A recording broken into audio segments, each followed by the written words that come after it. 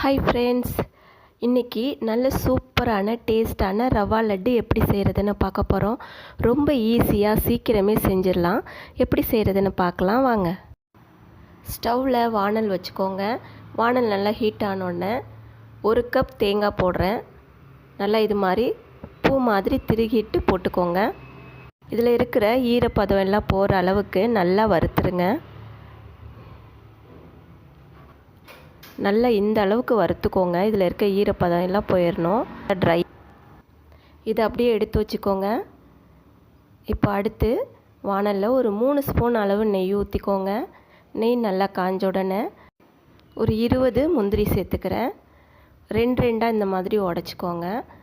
இது நல்லா பொன்னிறமாக ஆகிற வரைக்கும் வறுத்துக்கோங்க. நல்லா இந்த அளவு வறுத்து தனியாக எடுத்து வச்சுக்கோங்க. இப்போ இதில் திராட்சை போட்டுக்கிறேன்.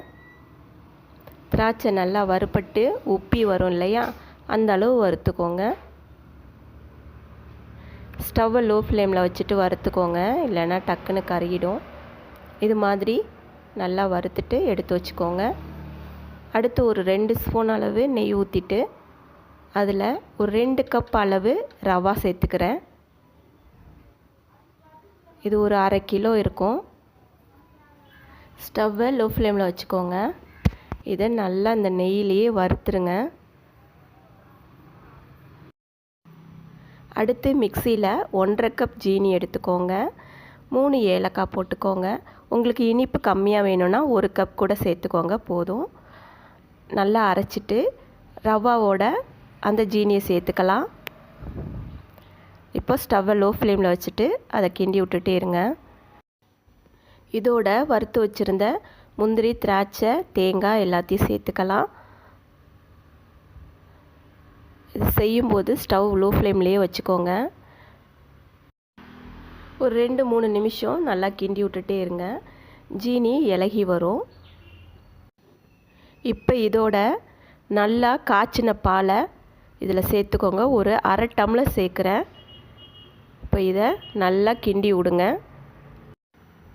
பால் சேர்த்தோன்னே ஜீனி நல்லா இலகி வரும்.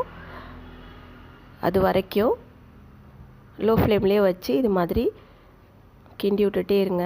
நல்லா எல்லா இதுலேயுமே கலந்து உருண்டை பிடிக்கிற பதத்துக்கு வந்துடும்.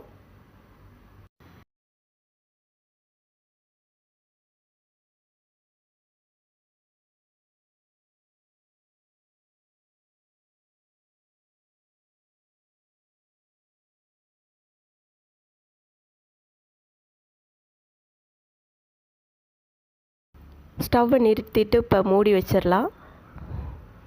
ஒரு 2 நிமிஷம் கழித்து கை சூடு பொறுக்கிற அளவுக்கு இருக்கும்போது இந்த ரவா லட்டை பிடிச்சிக்கணும்.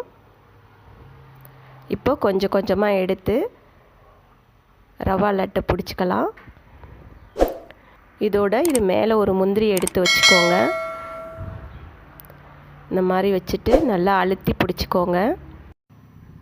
சூடு ஆறுறதுக்குள்ளே, மாவு காயறதுக்குள்ளே எல்லா இதுலேயும் இது மாதிரி ரவா லட்டு பிடிச்சி வச்சுக்கோங்க. நீங்களும் இதே மாதிரி செஞ்சு பாருங்கள். நல்லா சூப்பராக டேஸ்ட்டாக இருக்கும். குழந்தைகளுக்கும் ரொம்ப பிடிக்கும். செஞ்சு பார்த்துட்டு எப்படி இருந்ததுன்னு கமெண்ட் பண்ணுங்கள். நம்ம சேனலை இது வரைக்கும் சப்ஸ்கிரைப் பண்ணாட்டினா சப்ஸ்கிரைப் பண்ணி வச்சுக்கோங்க. தேங்க்யூ.